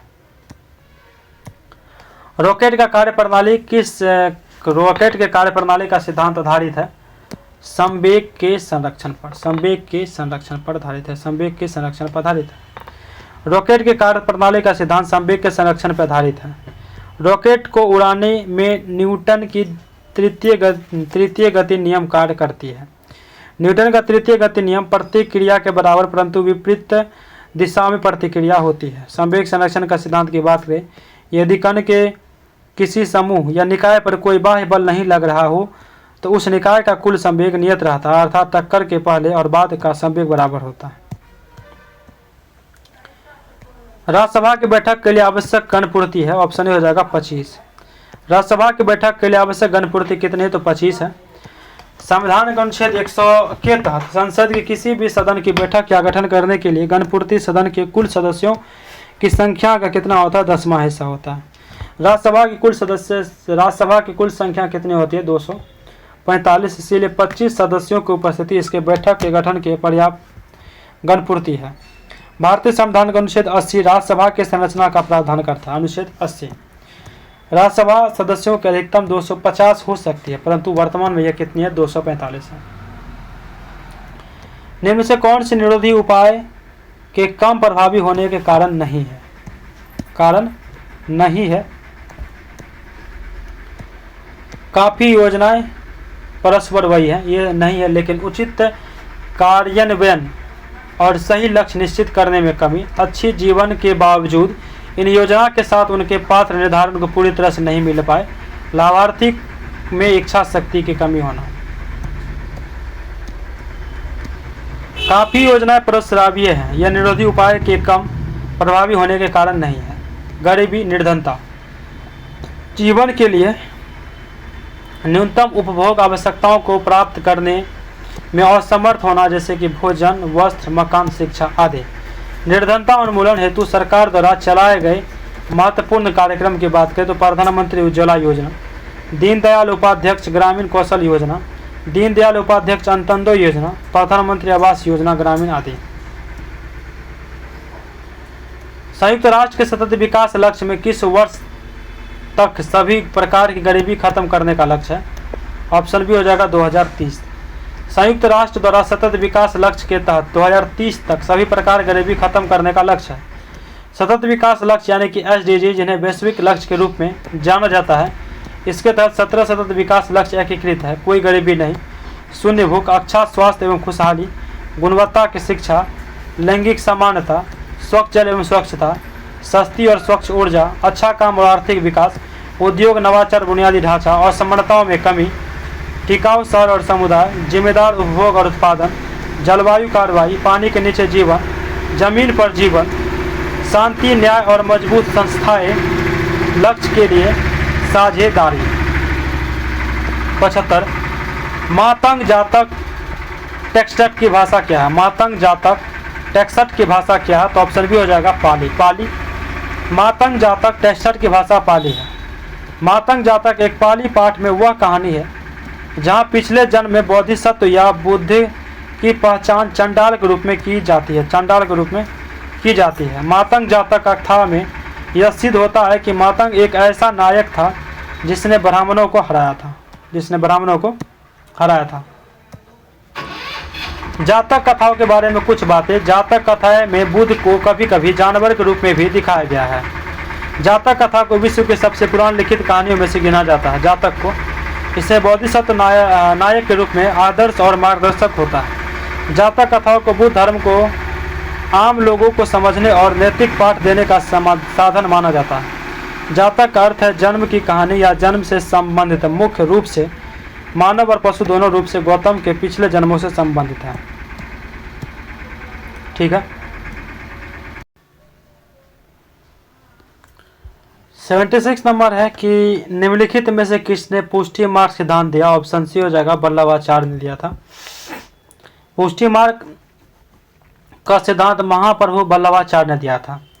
श्री बद्धवल्लभाचार्य का जन्म 1479 ईस्वी में चंपारण, रायपुर, मध्य प्रांत में हुआ था।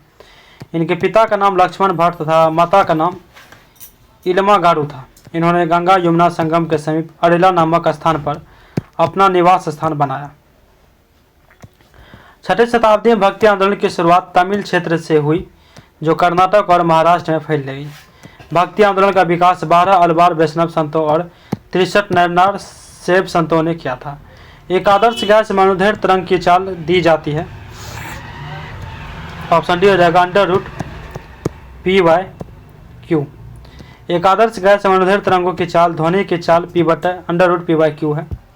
√p/p है। आदर्श गैस के अनुदैर्घ्य तरंगों की चाल v =√p/q है, जहाँ p बराबर दाब तथा p रो माध्यम का घनत्व डेंसिटी ऑफ मीडियम है, अतः चाल v बराबर √p/q। इस संबंध में सर्वप्रथम न्यूटन ने स्थापित किया था अतः इसे न्यूटन का सूत्र भी कहते हैं। ध्वनि निर्वात में गमन नहीं करती है तथा ध्वनि की चाल बढ़ते क्रम में गैस, द्रव और ठोस है। ध्वनि की चाल सबसे कम गैस में तथा सबसे अधिक ठोस में होती है। ताप और घनत्व बढ़ने पर ध्वनि की चाल क्या होती है? तो बढ़ती है। कुछ माध्यम में अगर ध्वनि की चाल देखा जाए तो वायु 0 डिग्री सेल्सियस 331, वायु 20 डिग्री सेल्सियस 343, हीलियम 965, हाइड्रोजन 1284। द्रव जल 0 डिग्री सेल्सियस 1402, जल 20 डिग्री सेल्सियस 1482, समुद्र जल 1522, aluminium 6420, copper 3560, steel 5941, granite 6000, vulcanite rubber 54 हो जाएगा। निम्न से कौन सा क्रम सापेक्ष साइज को गलत दिखाता है? बी हो जाएगा सीजियम, सिलिकॉन, एल्युमिनियम। आवर्त में बाएं से दाएं जाने पर परमाणु का आकार त्रिज्या क्रमशः घटती तथा किसी निश्चित वर्ग में ऊपर से नीचे आने पर परमाणु का आकार क्रमशः बढ़ती है। आवर्त में बाएं से दाएं जाने पर परमाणु का आकार क्या होता है? तो घटता है। जैसे sodium, magnesium, aluminium, silicon, phosphorus, sulphur, chlorine, organ. ऊपर से वर्ग से नीचे जाने पर परमाणु का आकार क्या होता है? तो बढ़ता है। वर्ग में ऊपर से नीचे जाने पर परमाणु का आकार क्या होता है? बढ़ता है। Lithium, sodium, potassium, rubidium, caesium, francium. दिए गए विकल्प में बी गलत है तथा सी सभी क्या सही है? बी ही गलत है, बाकी सब क्या है? तो सही है। निम्नलिखित कणों में किसका द्रव्यमान सबसे अधिक है? ऑप्शन बी हो जाएगा अल्फा कण का। अल्फा कण का द्रव्यमान सबसे अधिक है। अल्फा कण का द्रव्यमान 4 माइक्रोम या 6.67 × 10⁻27 kg होता है। न्यूट्रॉन का द्रव्यमान 1.67 × 10⁻27 kg होता है। ठीक है, न्यूट्रॉन का द्रव्यमान 1.67 × 10⁻27 kg। टाइट्रियम हाइड्रोजन का समस्थानिक है। इसका द्रव्यमान 3.016 माइक्रोन होता है। अल्फा कण धनावेशित कण है। यह एक हीलियम परमाणु के नाभिक के समान होता है, जिसमें 2 प्रोटॉन 2 न्यूट्रॉन होते हैं। इस कण की खोज और नामकरण अर्नेस्ट रदरफोर्ड ने 1899 में किया था। कैलामाइन एक खनिज है जिसे होता है क्या होता है? Option D ZnCO3। कैलामाइन एक खनिज है जिसमें ZnC3 होता है। जिंक एक सबसे अधिक जिंक कार्बोनेट ZnCO3 के रूप में पाया जाता है, जिसे कैलामाइन या स्मिथस्टोन के रूप में जाना जाता है। कैलामाइन प्राथमिक जिंक सल्फाइड ZnS खनिज से स्फेलराइट के परिवर्तन से प्राप्त होता है। यह सामान्यतः गहरा भूरा या काला अत्यधिक चमकदार खनिज होता है। जिंक जस्ता के X यानी कि zincite ZnO, zinc plate ZnS और कैलामाइन ZnCO3 है। जिंक सल्फेट को सफ़ेद होता है या सफ़ेद कशिश भी कहा जाता है। जिंक ऑक्साइड को फिल्सपार वूल या जिंक व्हाइट कहा जाता है। जिंक फॉस्फाइड का उपयोग चूहा विष के रूप में होता है। खनिज की बात करें यानी कि मिनरल्स की, भूपट्टी में प्राकृतिक रूप से पाए जाने वाले तत्व या यौगिक को खनिज कहते हैं। अयस्क ओडिस वे खनिज जिनमें धातुओं की सुगमता पूर्वक तथा लाभकारी रूप से निष्कर्षित किया जा सकता है, अयस्क कहलाता है। ठीक है, जैसे कि जिंक के कौन कौन से हो जाएंगे? तो कैलामाइन, जिंक ब्लेड और जिंकाइट हो जाएगा। ZnCO3, ZnS, ZnO। सिल्वर का नेटिव सिल्वर जिसका होता है Ag, अर्जेंटाइट Ag2S और हॉर्न सिल्वर AgCl होता है। एल्युमिनियम Al इसके होता है बॉक्साइट। बॉक्साइट का फार्मूला होता है Al2O3 × 2H2O। और इसके बाद होता है आपको क्रायोलाइट होता है, क्रायोलाइट। क्रायोलाइट का होता है Na2Al F6, कोरंडम का Al2O3 और डाइस्पेर का हो जाएगा AlOH। Sodium chloride NaCl, borax Na2BrO7 × 10S2, sodium nitrate NaNO3, Chile saltpetre. Potassium chloride KCl, potassium carbonate K2CO3, potassium nitrate KNO3। 77वें कांस फिल्म फेस्टिवल में निम्नलिखित में से किस भारतीय अभिनेत्री ने अनसर्टेन रिगार्ड श्रेणी में सर्वश्रेष्ठ अभिनेत्री का पुरस्कार जीता है? ठीक है, ऑप्शन बी हो जाएगा अनसुईया सेन गुप्ता। अनसुईया सेन गुप्ता द शेमलेस में अपने प्रदर्शन के लिए अनसर्टेन रिगार्ड श्रेणी में सर्वश्रेष्ठ अभिनेत्री का पुरस्कार जीतने वाली पहली भारतीय बनी है।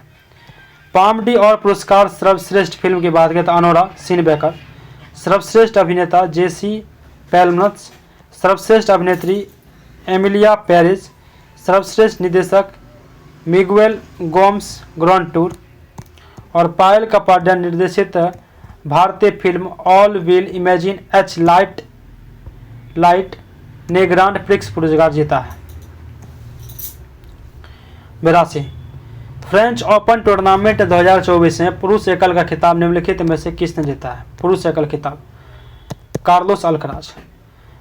फ्रेंच ओपन टूर्नामेंट 2024 में पुरुष एकल का खिताब स्पेन के कार्लोस अल्कराज ने जीता है। उन्होंने फाइनल में जर्मनी के अलेक्जेंडर ज्वेरेव को हराया। यह कार्लोस अल्कराज का पहला फ्रेंच ओपन खिताब और तीसरा ग्रैंड खिताब है। महिला एकल का खिताब ईगा स्वितकेक पोलैंड, जो कि पोलैंड का है, उसने जैस्मिन पाउलिनी इटली को हराकर जीता है। फ्रेंच ओपन दुनिया का सबसे बड़ा क्ले कोर्ट टेनिस टूर्नामेंट है। फ्रेंच ओपन यह साल के 4 ग्रैंड स्लैम टूर्नामेंट में दूसरा है, जिसका आयोजन मई के आखिरी और जून के शुरुआत में होता है।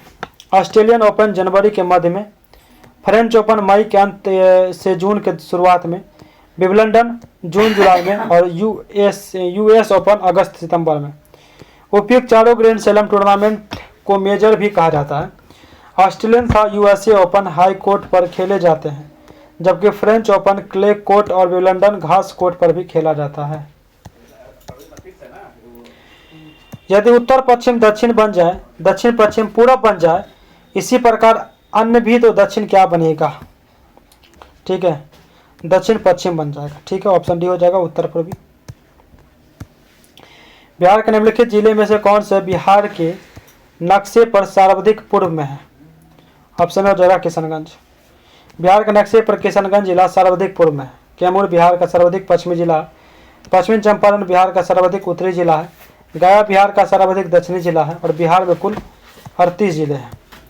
प्रतिचुंबकीय पदार्थ की चुंबकीय प्रकृति होती है, ऑप्शन बी ऋणात्मक होती है। कैसी होती है? ऋणात्मक होती है। प्रतिचुंबकीय पदार्थ की चुंबकीय प्रकृति ऋणात्मक होती है। चुंबकीय वैसे पदार्थ होते हैं जिनके पास रखे लोहीय पदार्थ उनकी ओर आकर्षित हो जाते हैं। लगभग 600 BC में एशिया माइनर के मैग्नीशिया नामक स्थान पर कुछ ऐसे पत्थर पाए गए जिसमें लोहे के छोटे छोटे टुकड़ों को अपने ओर आकर्षित करने का गुण मौजूद था। ये पत्थर लोहे के ऑक्साइड मैग्नेटाइट Fe3O4 के थे। पत्थर के टुकड़े मैग्नीशिया नामक स्थान पर पाए जाने के कारण इन्हें मैग्नेट कहा गया। मैग्नेट को हिंदी में चुंबक कहा जाता है। चुंबकीय पदार्थ के प्रकार। प्रतिचुंबकीय पदार्थ जस्ता, बिस्मत, तांबा, चांदी, सोना। अनुचुंबकीय पदार्थ प्लेटिनम, सोडियम, क्रोमियम, ऑक्सीजन। लोह चुंबकीय लोहा, निकेल, कोबाल्ट, इस्पात। लोहा, निकेल, कोबाल्ट, इस्पात।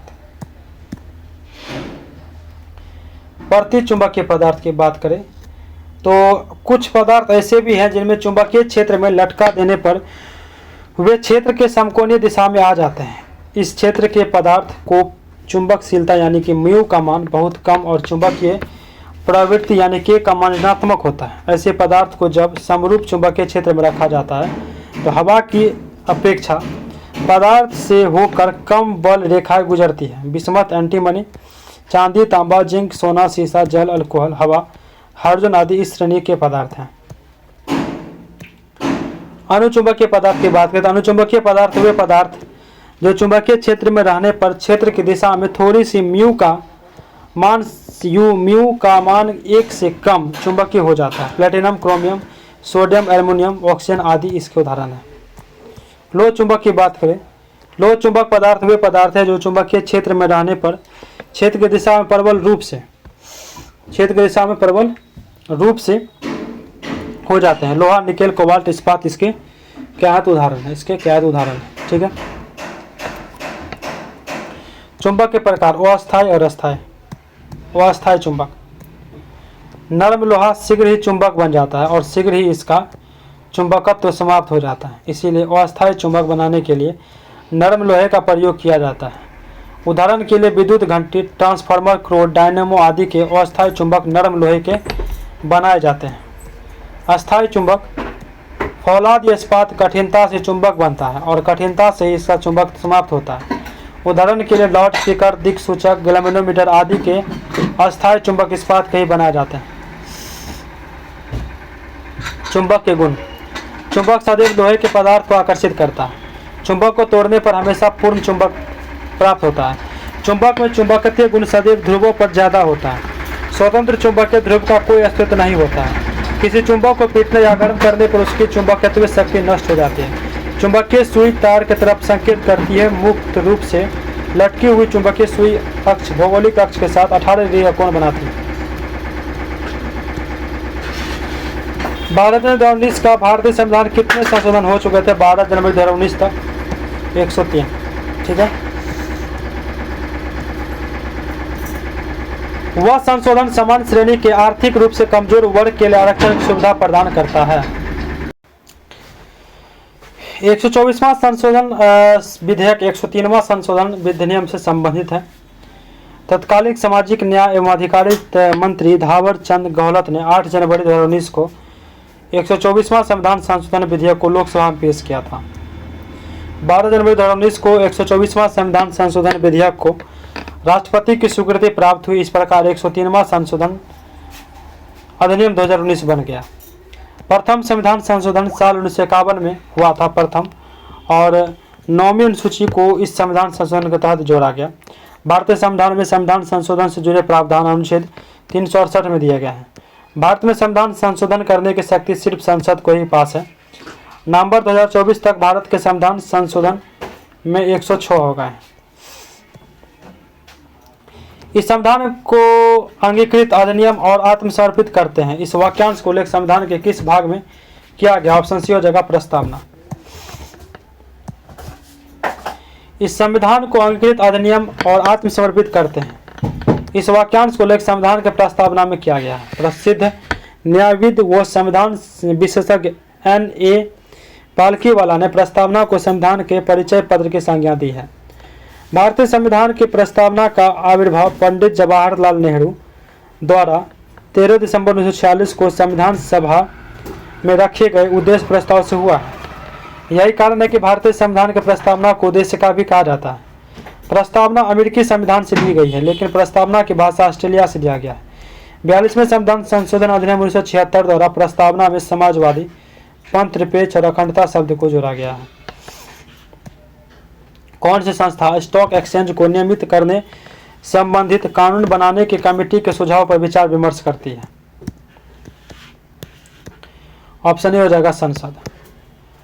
स्टॉक एक्सचेंज से संबंधित कानून बनाने की कमेटी सुझाव पर संसद विचार विमर्श करती है। स्टॉक एक्सचेंज एक केंद्रीकृत स्थान है जहां सार्वजनिक रूप से कारोबार करने वाली कंपनी के शेयर खरीदने और बेचे जाते हैं। भारत में स्टॉक एक्सचेंज को सेबी द्वारा नियमित किया जाता है। भारत में प्रमुख 2 स्टॉक एक्सचेंज है। National stock exchange of India NSE, Bombay stock exchange BSE। NSE का स्थापना वर्ष 1992 में तथा BSE का स्थापना वर्ष 1875 में हुई थी। SEBI security exchange board of India. SEBI एक वैधानिक संस्था है जिसकी स्थापना 1988 में हुई थी। इसका मुख्यालय मुंबई में है। सेबी का प्रमुख कार्य प्रतिभूतियों में निवेशकों के हितों की रक्षा करना, प्रतिभूति बाजार में विकास को बढ़ावा देना, विनियमित करना, उससे संबंधित विषयों को निपटाना। नोट, स्टॉक मार्केट तथा सेबी सभी संस्था संसदीय कानून के तहत ही कार्य करती है। निम्नलिखित में से किसमें सबसे ज्यादा न्यूट्रोफिल्स प्रतिशत पाया जाता है? ऑप्शन सी हो जाएगा WBC में। श्वेत रक्त कोशिका में न्यूट्रोफिल सबसे ज्यादा प्रतिशत में पाए जाने वाले कण है। न्यूट्रोफिल कोशिका कुल श्वेत रक्त कोशिका की संख्या का 55-70% हिस्सा बनाती है। श्वेत रक्त कोशिका को संरचना के आधार पर 2 श्रेणियों में बांटा गया है। कणिकामय श्वेत रक्ताणु, कणिकाविहीन श्वेत रक्ताणु। कणिकामय श्वेत रक्ताणु को 3 श्रेणियों में वर्गीकृत किया गया है, न्यूट्रोफिल्स, इओसिनोफिल्स और बेसोफिल्स। कणिकाविहीन श्वेत रक्ताणु को परिणाम के आधार पर 2 श्रेणियों में वर्गीकृत किया गया है, मोनोसाइट और लिम्फोसाइट।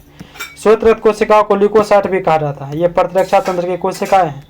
ये श्वेत रक्त कोशिका प्रोजेस्टेरोन हार्मोन के उत्पादन को उत्तेजित करती है। 4 सिक्के उछालने पर 3 पर चित आने की प्रायिकता होगी 1/4 NS/Ne 1/4। कोशिका में केंद्रक खोज सर्वप्रथम किसने की थी? ऑप्शन सी रॉबर्ट ब्राउन ने। कोशिका में केंद्रक खोज सर्वप्रथम रॉबर्ट ब्राउन ने 1831 में किया था। कोशिका द्रव के बीच एक बड़ी गोल एवं गाढ़ी संरचना पाई जाती है जिसे केंद्रक कहते हैं। केंद्रक के चारों ओर दोहरे परत की झिल्ली होती है जिसे केंद्रक झिल्ली कहते हैं। इसमें अनेक छिद्र होते हैं जिसके द्वारा केंद्रक द्रव कोशिका द्रव के बीच पदार्थों का आदान प्रदान होता है। प्रत्येक जीवित कोशिका में प्राय एक केंद्रक पाया जाता है, लेकिन कुछ कोशिकाओं में एक से अधिक केंद्रक पाया जाता है। कोशिका को 1665 ईस्वी में ब्रिटिश वनस्पति शास्त्री रॉबर्ट हुक ने की थी। डुजार्डिन ने जीव द्रव खोज की तथा सारकांड नाम दिया, जबकि पुरकिंजन 1839 में इसका नामकरण जीव द्रव किया। डैश को पादप जगत का उभयचर भी कहा जाता है। ऑप्शन डी हो जाएगा बायोफ्राइट को। बायोफ्राइटस को पादप जगत का उभयचर कहा जाता है। बायोफ्राइटस को पादप जगत के उभयचर के रूप में जाना जाता है क्योंकि वे मिट्टी में रहते हैं, लेकिन प्रजनन के लिए पानी की आवश्यकता होती है। लीवरवट, हॉर्नवट, मॉस आदि बायोफ्राइटा के उदाहरण है। बायोफ्राइटस स्थलीय पौधे में सबसे सरल है। इनमें मछली, जड़, तना और पत्तियां का अभाव होता है। बायोफ्राइटा में जाइलम और फोलेम ऊतक की कमी होती है।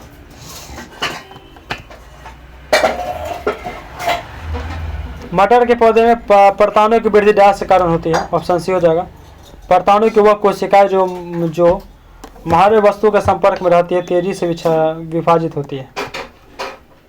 पौधे में एक विशेष प्रकार की वृद्धि होती है जो बाहरी स्पर्श या तनाव के प्रति होती है। जब पौधा के अंग परतान किसी सतह या वस्तु के छुए तो उस स्पर्श के प्रति प्रतिक्रिया करती है तो उसे दिशा में बढ़ने लगती है। मटर के पौधे में परतानों की वृद्धि संपर्क प्रतिक्रिया के कारण होती है। जब परतान किसी बाहरी वस्तु या सहारे को छूता है तो हार्मोनल प्रतिक्रिया के माध्यम से गति करता है, जिससे तेजी से बढ़ते और सहारा को लपेटने के लिए घूमते हैं। इसके अलावा ऑक्सिन हार्मोन भी परतानों के विकास में महत्वपूर्ण भूमिका निभाता है। यह कोशिका के विकास और विस्तार को नियंत्रित करता है। धमनियां और शिरा आपस में किन अत्यंत पतली नलिकाओं के डाल से जुड़ी होती है? ऑप्शन सी हो जाएगा कोशिकाओं से। धमनियां और शिरा कोशिकाओं यानी कि कैपिलरीज के माध्यम से जुड़ी रहती है। कोशिका अत्यंत पतली रक्त नलिका होती है जो शरीर के ऊतक स्तर, ऑक्सीजन एवं पोषक तत्वों एवं अन्य आवश्यक पदार्थों का आदान प्रदान करती है। धमनी से रक्त कोशिका के माध्यम से ऊतक तक पहुंचता है और फिर शिराओं द्वारा वापस हृदय की ओर लौटता है। मेंडल के द्वारा द्विसंकर संकरण के लिए कौन सा नियम प्रतिपादित किया गया? ऑप्शन सी हो जाएगा स्वतंत्र अपवहन का नियम। स्वतंत्र अपवहन का नियम। मेंडल ने द्विसंकर संकरण के अध्ययन के आधार पर स्वतंत्र अपवहन का नियम लॉ ऑफ इंडिपेंडेंट प्रतिपादित किया। द्विसंकर एवं बहुसंकर क्रॉस में जहां 2 या 2 से अधिक युग्म विकल्पी लक्षण के जोड़े की वंशागति का अध्ययन किया जाता है, वहां उन युग्म विकल्पी लक्षणों के जोड़े का स्वतंत्र अपवहन होता है। यह एक युग्म विकल्पी लक्षणों के जोड़ों का अपवहन दूसरों से स्वतंत्र होता है। ध्वनि वस्तुओं के डैश के कारण उत्पन्न होती है। ऑप्शन बी हो जाएगा कंपन। ध्वनि वस्तुओं कंपन के कारण उत्पन्न होती है। जब कोई वस्तु कंपन करती है तो वह अपने आसपास की हवा या अन्य माध्यम में कंपन पैदा करते हैं। यह कंपन तरंग के रूप में गुजरती है। ध्वनि का संचरण माध्यम पर निर्भर करती है। यह ठोस, द्रव एवं गैस किसी माध्यम में गमन कर सकती है। ध्वनि ऊर्जा का एक रूप है जो तरंग के रूप में संचारित होती है और यह ऊर्जा हमारे कानों में श्रवण संवेदना उत्पन्न करती है। कार्य में केवल डैश होती है, डैश नहीं होती है। कार्य में केवल परिणाम होती है लेकिन दिशा नहीं होती है। जब किसी वस्तु पर बल लगाकर उसकी स्थिति में परिवर्तन किया जाता है तब यह क्रिया कार्य कहलाती है। किसी वस्तु पर किए गए कार्य की माप वस्तु पर आरोपित बल की दिशा में वस्तुओं के विस्थापन के गुणनफल के बराबर होती है। कार्य का मतलब न्यूटन मीटर या जूल तथा सीजियस मात्रा का अर्थ होता है। कार्य एक अदिश राशि, इससे केवल परिणाम होता है, दिशा नहीं होता। किस अभिकर्मक के साथ स्टार्च नीला रंग देता है? तो ऑप्शन डी हो जाएगा आयोडीन के साथ। आयोडीन के साथ स्टार्च नीला रंग देता है। स्टार्च पौधे के प्रधान कार्बोहाइड्रेट संचित स्टार्च है जो अनाजों तथा आलू प्रचुर मात्रा में पाया जाता है। यह पानी में घुलनशील है। स्टार्च दो प्रकार के रासायनिक पदार्थ से बनता है। जो सीधी श्रृंखला में रहती है उसे एमाइलेज कहते हैं, एवं जो शाखित श्रृंखला में होती है उसे एमाइलोपेक्टिन कहते हैं। आलू एवं अनाजों में पाए जाने वाले स्टार्च में 15 से लेकर 20% एमाइलेज एवं 80 से 85% एमाइलोपेक्टिन रहता है। ये दोनों अल्फा डी ग्लूकोज के संयोजन से बनते हैं। सीधी श्रृंखला 1 से 4 बंधता द्वारा ये शाखित श्रृंखला 1 से 6 बंधता से बनता है। कोशिका केंद्र का क्या कार्य है? तो कोशिका केंद्र का कार्य कोशिकीय गतिविधि का नियंत्रण और पदार्थों का संग्रहण करना है। केंद्रक कोशिका गतिविधि का नियंत्रण और पदार्थों के संग्रहण का कार्य करता है। केंद्रक कोशिका का मस्तिष्क या नियंत्रण केंद्र है। कोशिका में केंद्रक की खोज रॉबर्ट ब्राउन ने 1831 ईस्वी में की थी। केंद्रक में क्रोमोसोम तथा जीन उपस्थित होता है। केंद्रक निम्नलिखित 4 भागों से मिलकर बनता है। केंद्रक झिल्ली, केंद्र का द्रव, केंद्र का क्रोमेटिन जालिका। पहला केंद्रक झिल्ली।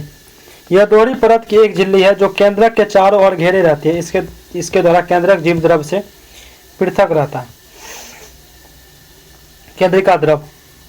केंद्रक के अंदर गाढ़ा अर्धतरल व पारदर्शी द्रव पाया जाता है जिसे केंद्रिका द्रव कहते हैं। केंद्रिका।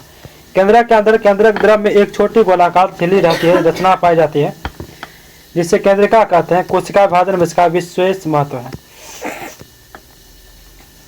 क्रोमेटिन जालिका। केंद्रक द्रव में अत्यधिक महीन व विस्तृत धागेनुमा रचनाएं पाई जाती है जिन्हें क्रोमेटिन जाल कहा जाता है। विभाजन के समय यही क्रोमेटिन जाल संघनित व व्यवस्थित होकर मोटी छड़ जैसे हो जाती है। कौन सा ऊतक शरीर की सतह और रक्त या परत को ढकने के लिए उत्तरदायी है? ऑप्शन ए हो जाएगा उपकला ऊतक। उपकला ऊतक शरीर की सतह और शरीर के आंतरिक अंगों को ढकने के लिए उत्तरदायी है। कौन? तो उपकला ऊतक। उपकला ऊतक यानी कि इपिथेलियल टिश्यू। यह ऊतक शरीर के बाह्य आवरण की रक्षा करता है, साथ ही श्रवण, उत्सर्जन, संवेदन तथा अवशोषण क्रिया को पूर्ण रूप से सहायक होता है। यह शरीर के कुछ आंतरिक अंगों को ढकने का भी कार्य करता है। कुछ आंतरिक अंगों को ढकने का कार्य भी करता है।